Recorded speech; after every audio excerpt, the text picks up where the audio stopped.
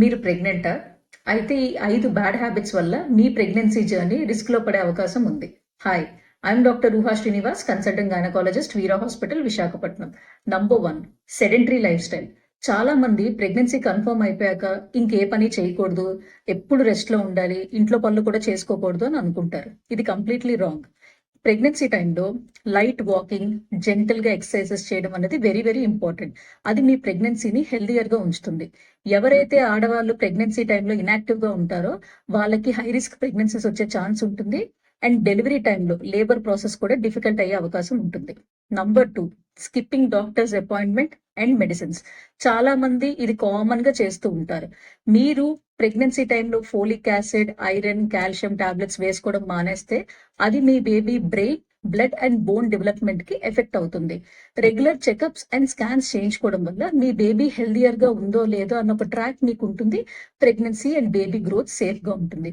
మీరు మందులు తీసుకోకపోతే అది ఇండైరెక్ట్ గా మీ బేబీ గ్రోత్ ని ఎఫెక్ట్ చేస్తున్నట్టు లెక్క.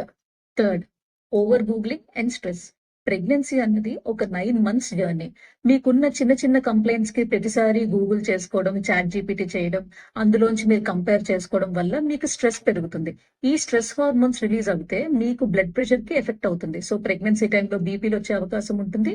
అండ్ బేబీ గ్రోత్ ని కూడా ఇది ఎఫెక్ట్ చేసే అవకాశం ఉంటుంది. సో ఇట్లా మీకు ఏమైనా ప్రాబ్లం ఉంటే అస్తమానికి గూగుల్ చేసుకోవడం అనేది మానేసేయండి. నిజంగా అంత వరీసమ్ ప్రాబ్లం అయితే consult your doctor. Number 4, continuous గా రాత్రిపూట ఫోన్లు చూడటం. చాలా మంది ఆడవాళ్ళు డిన్నర్ తర్వాత పడుకునే ముందు ఎండ్లెస్ స్క్రోలింగ్ చేస్తూ ఉంటారు. ఇలా ఎక్కువ స్క్రీన్స్ టైం మీరు పెంచుకోవడం వల్ల మీకు నిద్ర అనేది డిస్టర్బ్ అవుతుంది. దీనివల్ల సౌండ్ స్లీప్ ఉండదు. ప్రెగ్నెన్సీ టైంలో సౌండ్ స్లీప్ అనేది చాలా చాలా important. Number 5, smoking, drinking and vaping. ఇది మీ బేబీ బ్రెయిన్ అండ్ గ్రోత్ ని డైరెక్ట్ గా ఎఫెక్ట్ చేస్తుంది. సో స్ట్రిక్ట్లీ ఇది ఒక నో. మీరు ప్రెగ్నెన్సీ ప్లాన్ చేసుకునే 3 months ముందు నుంచి ఇలాంటి అలవాట్లు ఏమైనా ఉంటే ఖచ్చితంగా స్టాప్ చేయండి. Healthy mom is equal to healthy baby. Save this reel for future reference. ఇలాంటి ఇంపార్టెంట్ ఇన్ఫర్మేషన్ కోసం do follow my channel. Thank you.